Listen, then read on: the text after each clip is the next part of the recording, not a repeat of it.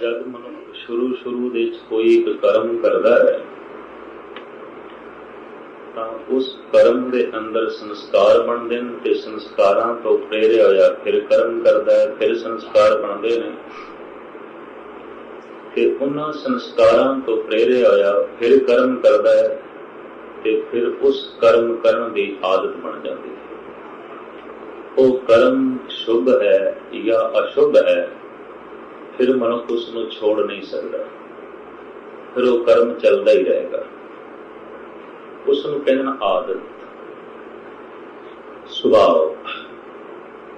और हिंदुस्तान के तमाम ऋषि मुनिया ने मनिया इस गल नूं कि जिहड़ा पक्या हुआ स्वभाव है उसनों बदलिया नहीं जा सकता। लख भी कोशिश करिए नहीं बदलता। कच्चे सुभाव बदल जाते हैं, पक्के हुए सुभाव नहीं बदलते। सुभाव किहड़ा पक्या होया मनीए, एक कर्म अज कीता है हुण उसदे संस्कार बने ने, उन्हां संस्कारां ने फिर प्रेरना है। जैसे कोई मनुख अज एक झूठ बोले तो उस झूठ के अंदर संस्कार बनणगे, उन्हां संस्कारां ने मनुख नूं फिर प्रेरना है झूठ बोलण दे उत्ते। ते जे मनुख ना अपने ते काबू पा सकिया फिर बोलिया तो संस्कार होर अंदर हो जाएंगे। सहजे सहजे उन्हां संस्कारां ने फिर मनुख नूं झूठ बोलण ते मजबूर करना है और इंज झूठ बोलण की आदत बन जानी है तो उस आदत नूं बदलिया नहीं जा सकता। लख भी कोशिश की जाए वो आदत मनुख की नहीं तब्दील की जा सकती। हो बहु यही काम शुभ कर्म एक दफा किया जाए उसके संस्कार बनते हैं, फिर उन्होंने शुभ कर्मां तो प्रेरिया होया, संस्कारां तो प्रेरिया होया मनुख फिर कर्म करता है। फिर सहजे सहजे शुभ कर्मां की आदत बन जाती है। फिर लखां ही कुसंगी उसनों मिलन, भैड़े मनुख मिलन, उन्होंने शुभ कर्म तो रोक नहीं सकते क्योंकि उसकी आदत बन गई, उसका सुभाव बन गया। कभी मनुख चंगे कर्म कर लेंदा, कभी मनुख माड़े कर्म कर लेंदा। इहदे बारे गुरबाणी कहती है ना चंगा सुभाव पक्या है ना माड़ा सुभाव पक्या। पक्या नहीं, आदत बनी नहीं। क्योंकि आदत अगर पक्की होंदी तो फिर माड़े मनुख तो चंगे कम नहीं होंदे ते चंगियां तो माड़े नहीं होंदे। आदत अजे पक्की नहीं, कच्चे बूटियां की तरह। तो जिहड़े कच्चे बूटे ने अजे छोटे ने, जिन्होंने फल नहीं लग्या, फल की है सुभाव, फल की है आदत। तो जिहड़ा कर्म आदत तक पहुंच गया, सुभाव तक पहुंच गया, कर्म कीता है अजे सुभाव के अनुकूल नहीं कर छड़िया। किसी ने अज मजबूर किया शराब पीने ते इसने पी लई है, भावें इसका सुभाव नहीं है, इसकी आदत नहीं है, पर एक कर्म हो गए। हुण इस कर्म ने फिर इसनूं पीण ते मजबूर करना है और सहजे सहजे आदत बन जाएगी, स्वभाव बन जाएगा। फिर स्वभाव में मोड़ना बड़ी औखी गल, दुनिया की कोई ताकत नहीं मोड़ सकती। हू बहु प्राचीन ऋषि यही कहते आए। श्री कृष्ण ने अर्जुन को साफ कह दिता सी, भावें मेरे को बड़ी ताकत है पर मैं मनुष्य का स्वभाव नहीं बदल सकता। जिहड़ी आदत बन गई है वो मैं नहीं बदल सकता।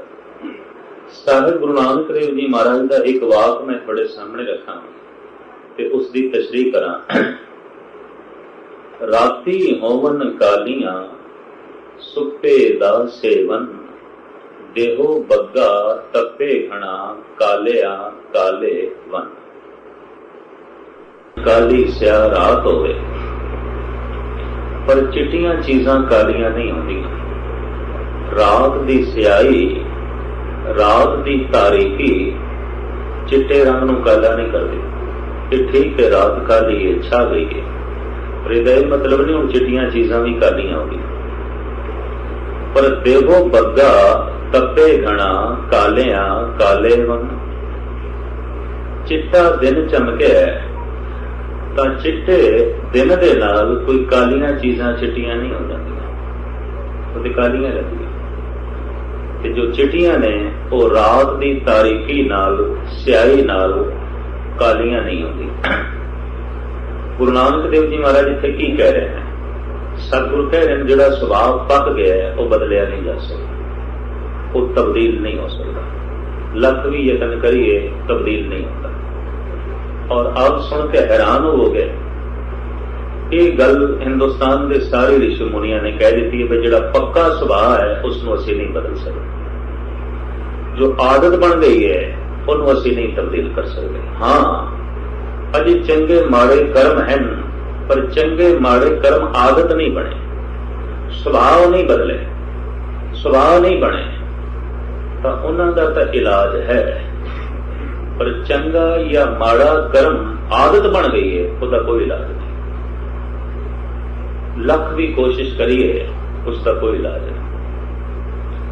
ਹੁਣ ਇਸ ਦੇ ਉੱਤੇ ਕੁਝ ਪ੍ਰਬਲ ਦਲੀਲਾਂ ਚਾਹੀਦੀਆਂ ਤੇ ਗੁਰੂ ਨਾਨਕ ਦੇਵ ਜੀ ਮਹਾਰਾਜ ਦੇ ਸਮਝਾਉਣ ਦਾ ਢੰਗ ਬੜਾ ਫਿਲਸਫਾਨਾ ਹੈ। ਦਲੀਲਾਂ ਦੀ ਪੰਡ ਲੈ ਕੇ ਗੁਰੂ ਨਾਨਕ ਦੇਵ ਜੀ ਨੌਖੰਡ ਪ੍ਰਿਥਵੀ 'ਚ ਘੁੰਮਦੇ ਰਹੇ ਨੇ। ਇੱਕ ਦਲੀਲ ਨਾਲ ਮਨੁੱਖ ਨੂੰ ਸਮਝਾਉਂਦੇ ਨੇ, ਨਹੀਂ ਸਮਝਦਾ, ਦੂਜੀ ਦਲੀਲ ਦਿੰਦੇ ਨੇ, ਤੀਜੀ ਦਿੰਦੇ ਨੇ, ਚੌਥੀ ਦਿੰਦੇ ਨੇ। ਵਿਦਵਾਨ ਮਹਾਂਪੁਰਸ਼ ਸਿਆਣੇ ਦਾ ਇਹ ਕਰਮ ਹੁੰਦਾ ਹੈ ਕਿ ਅਗਲੇ ਨੂੰ ਦਲੀਲ ਨਾਲ ਸਮਝਾਉਣਾ।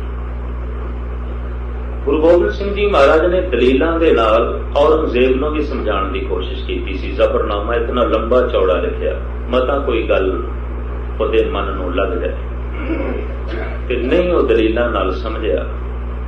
ਔਰ ਸੰਸਾਰ ਦੇ ਮਹਾਂਪੁਰਸ਼ਾਂ ਨੇ ਆਖਿਰ ਇਹ ਨਤੀਜਾ ਕੱਢਿਆ ਕਿ ਹਰ ਮਨੁੱਖ ਦੇ ਉੱਤੇ ਦਲੀਲ ਦਾ ਕੋਈ ਅਸਰ ਨਹੀਂ। ਜਿਸ ਦੀਆਂ ਅੱਖਾਂ ਨੇ ਬੱਤੀ ਜਲਾਵਾਂਗੇ ਉਹਨੂੰ ਰੋਸ਼ਨੀ ਮਿਲ ਜਾਏਗੀ, ਪਰ ਜਿਹਦੀ ਅੱਖ ਹੀ ਕੋਈ ਨਹੀਂ, 100 ਦੀਵੇ ਜਲਾਓ, ਕੀ ਹੋਣਾ? ਕੁਝ ਵੀ ਨਹੀਂ ਹੋਣਾ। ਔਰ ਇਹ ਸਾਰੀਆਂ ਦਲੀਲਾਂ ਗੁਰੂ ਗ੍ਰੰਥ ਸਾਹਿਬ ਵਿੱਚ ਮੌਜੂਦ ਨੇ। ਇੱਕ ਨਹੀਂ, 100 ਦੀਵੇ ਜਲਾ ਦੋ, ਕੁਝ ਵੀ ਨਹੀਂ ਹੋਵੇਗਾ। तो कुछ वचन इस संबंध में मैं थोड़े सामने रखा कि आदत जब पक जाती है नहीं बदली जाती, और जिस मनुख की आदत भैड़ी पक गई है, पुख्ता हो गई है, निराश मैं ना थानू करा, वो कथा कीर्तन सुनदियां भी नहीं बदलेगा, उत्थे ही रहेगा। और मनुख देखता है नहीं बदलेगा, 40-40, 50-50 साल तो भी नहीं बदले। एक आदत पक गई, ਸੁਭਾਅ ਬਣ ਗਿਆ, ਸੁਭਾਅ ਨਹੀਂ ਤਬਦੀਲ ਹੁੰਦੇ, ਆਦਤ ਨਹੀਂ ਬਦਲਦੀ। ਜਿੰਨੇ ਚਿਰ ਤੱਕ ਕੋਈ ਬਹੁਤ ਗਹਿਰੀ ਸੱਟ ਨਾ ਲੱਗੇ। ਛੋਟੇ ਛੋਟੇ ਹੁਣ ਹਥੌੜਿਆਂ ਨਾਲ ਪਹਾੜ ਨਹੀਂ ਟੁੱਟਣਗੇ। ਇੱਥੇ ਕੋਈ ਭੂਚਾਲ ਆਵੇ, ਕੋਈ ਜ਼ਲਜ਼ਲਾ ਆਵੇ ਤਾਂ ਹੀ ਦਰਾੜਾਂ ਪੈਣਗੀਆਂ, ਪੁੰਜ ਨਹੀਂ। ਕੋਈ ਬਹੁਤ ਵੱਡਾ ਭੂਚਾਲ ਆਵੇ ਤਾਂ ਜਾ ਕੇ ਗੱਲ ਬਣੇਗੀ। ਨਿੱਕਾ ਜਿਹਾ ਹੁਣ ਹਥੌੜਾ ਲੈ ਕੇ ਜਾਓ ਤੇ ਆਖੋ ਪਹਾੜ ਤੋੜਨਾ, ਬੜੀ ਔਖੀ ਗੱਲ ਹੈ। ਕਿੰਨਾ ਕੁ ਤੋੜੋਗੇ? और सारी जिंदगी भी खपते रहे उस हथौड़े नाल ते कितना तोड़ लोगे। पर कोई भूचाल आ जाए, कोई जलजला आ जाए, फिर उस पहाड़ के टुकड़े टुकड़े हो सकते हैं। कोई बहुत बड़ी गहरी दुख की चोट उसनों लगे तो शायद कुछ गल बने, वरना नहीं। इस वास्ते गुरु नानक देव जी महाराज ने किधरे किधरे दुख नूं भी परमात्मा की बख्शिश आख्या, करोपी नहीं आख्या। कित्या दुख भूख सद मार ਇਹ ਦਾਤ ਤੇਰੀ ਦਾਤ, ਇਹ ਵੀ ਤੇਰੀ ਦਾਤ ਹੈ। ਇਹ ਦੁਨੀਆ ਦਾ ਪਹਿਲਾ ਰਹਿਬਰੀ ਪੁਰਸ਼ ਹੈ ਜਿਸ ਨੇ ਦੁੱਖ ਤੇ ਭੁੱਖ ਨੂੰ ਵੀ ਇੱਕ ਦਾਤ ਕਿਹਾ। ਕਈ ਮਨੁੱਖ ਦਲੀਲਾਂ ਨਾਲ ਨਹੀਂ ਜਾਗਦੇ, ਪ੍ਰਮਾਣਾਂ ਨਾਲ ਨਹੀਂ ਜਾਗਦੇ, ਵਿਚਾਰਾਂ ਨਾਲ ਨਹੀਂ ਜਾਗਦੇ, ਸੌਂਦੇ ਨੇ। ਆਦਤ ਪੱਕ ਗਈ ਹੈ ਤੇ ਬਹੁਤ ਗਹਿਰੀ ਚੋਟ ਚਾਹੀਦੀ। ਕਈ ਦੁੱਖ ਤੇ ਭੁੱਖ ਨਾਲ ਵੀ ਨਹੀਂ ਜਾਗਦੇ, ਇਸ ਤੋਂ ਵੀ ਕੋਈ ਹੋਰ ਗਹਿਰੀ ਚੋਟ ਚਾਹੀਦੀ। इस वास्ते गुरु नानक ने साफ कह देता है कि दुख जहर नहीं है, बल्कि दुख दारू, सुख रोग पाया, जहां सुख काम न होई। ऐसी गल भी साहिब गुरु नानक देव जी महाराज ने कही है अपने तजर्बे के बिना पे कि दुख निरा जहर नहीं है।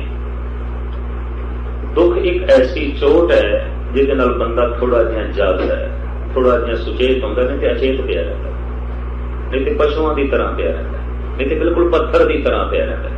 जिवें पत्थर फुल्लां नाल नहीं टुटदे, हथौड़े नाल टुटदे ने।